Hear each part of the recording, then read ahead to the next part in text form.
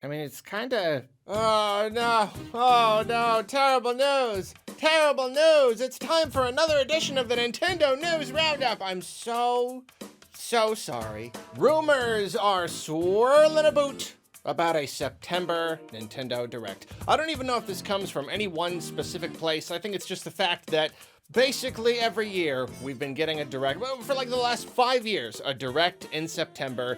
They're doing Directs again. They've done them at the regular times, February, June, so now it only makes sense. And one very small bit of evidence that could potentially point to a Nintendo Direct in September.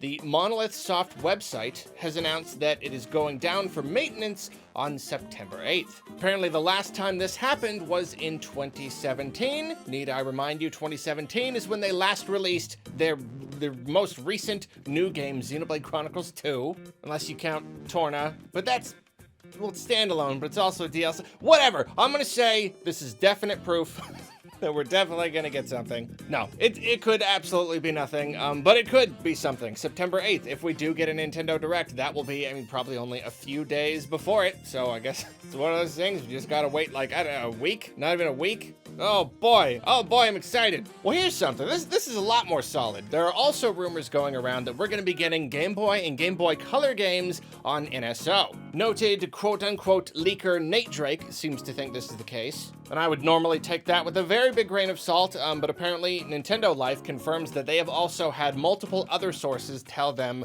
the same thing. And people are referencing, way back in a data mine a few years ago, people saw that the Switch had 4 emulators on it, and we don't necessarily know if that means, like, there were always gonna be planned to have exactly this many emulators, this many, you know, systems coming to it, just all the way from the beginning. Like, it was just predetermined, but we don't really know. But that does mean that if there are other emulators that aren't being used on the Switch, very much means it could be something. Game Boy Color would make sense. Not gonna launch into the whole thing here, but I will say that would be very cool. But it would also be another very small step. You know, like, we've waited so long to get other games on our Switches, and that would just be like, yeah, okay. Yeah, that's pretty cool, okay. Entitled Arlo, nothing's ever good enough for him.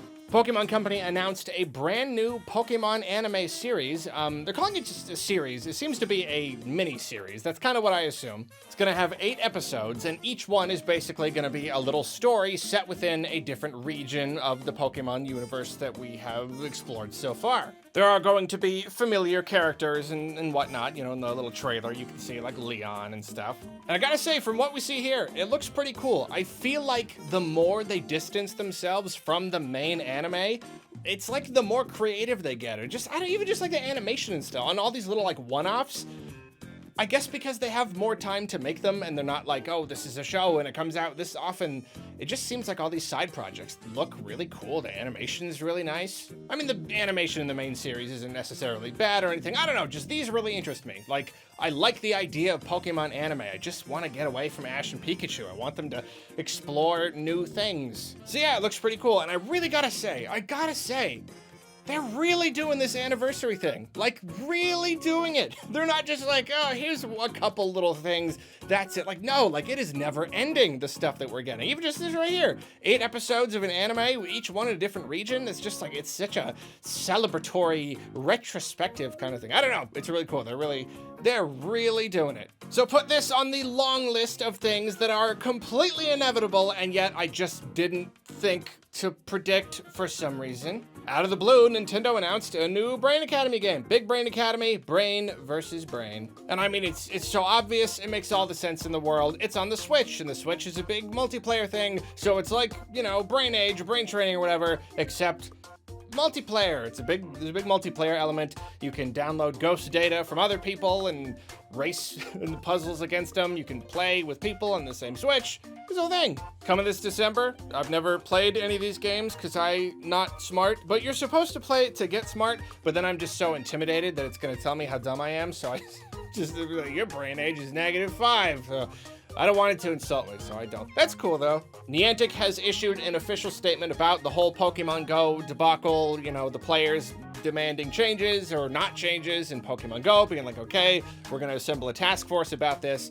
It seems that they have, and they reconfirmed that the 80-meter radius thing is still gonna be a thing. I'm on my game today. I'm really I'm feeling it today. The words are coming easy. But I won't read the entire statement, but they basically also said, hey, we're gonna listen now.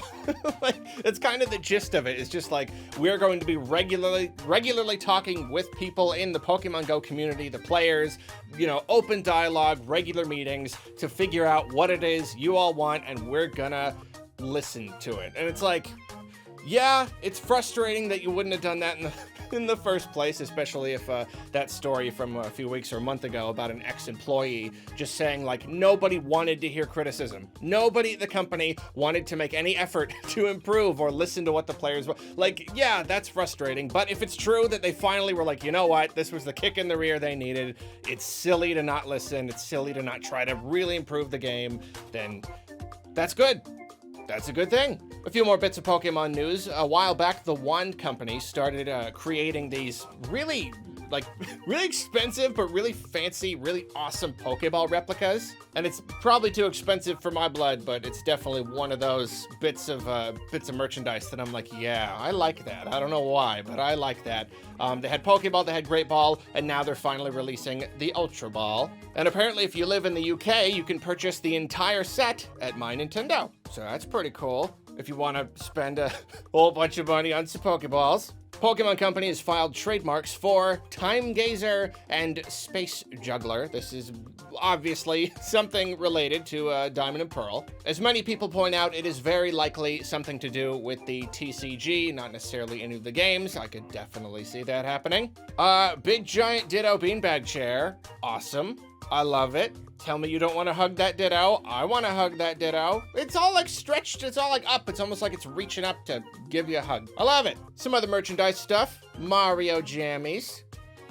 Mario Jammies. Get yourself some Mario Jams available from Gelato Peak. As with everything cool, only in Japan, unfortunately, which is really disappointing because look at that Boo sweater. I love it. I love it. Also, Mario Labyrinth. I don't think I've heard of this board game. Apparently it's a fairly old one.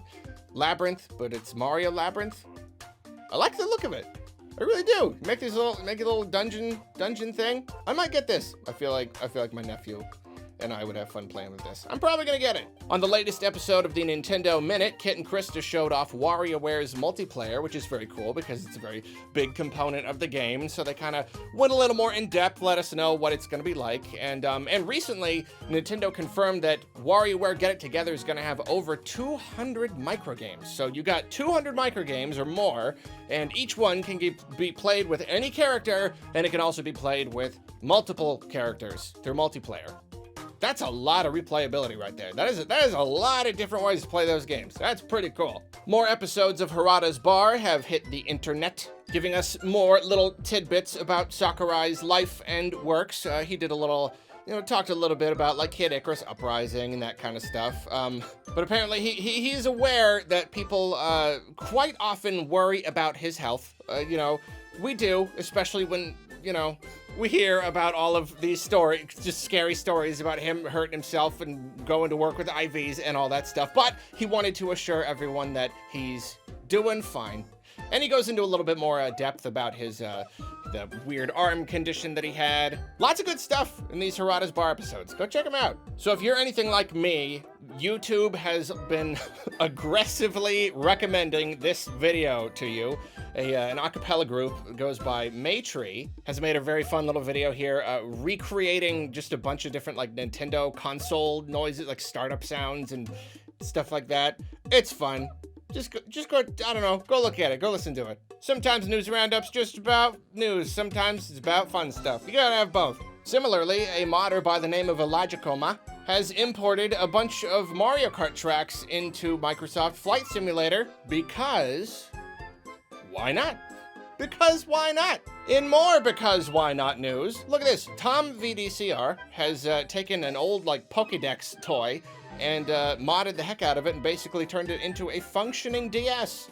Very cute, incredibly cute. Similarly, Big Rig Creates has created a Pokemon Snap controller, like a gyro controlled little thing. Looks like the camera that you get in new Pokemon Snap. Very cute. And finally, okay, so apparently in Smash Bros. Brawl, there's like little demos of games. I did not remember this. If this is a thing in all versions, I just did not remember. It's like just this little section where you can try out little bits of games.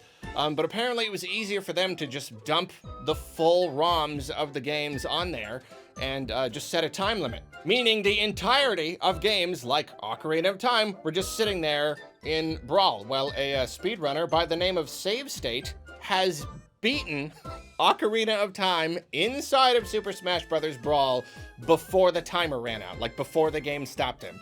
He beat it.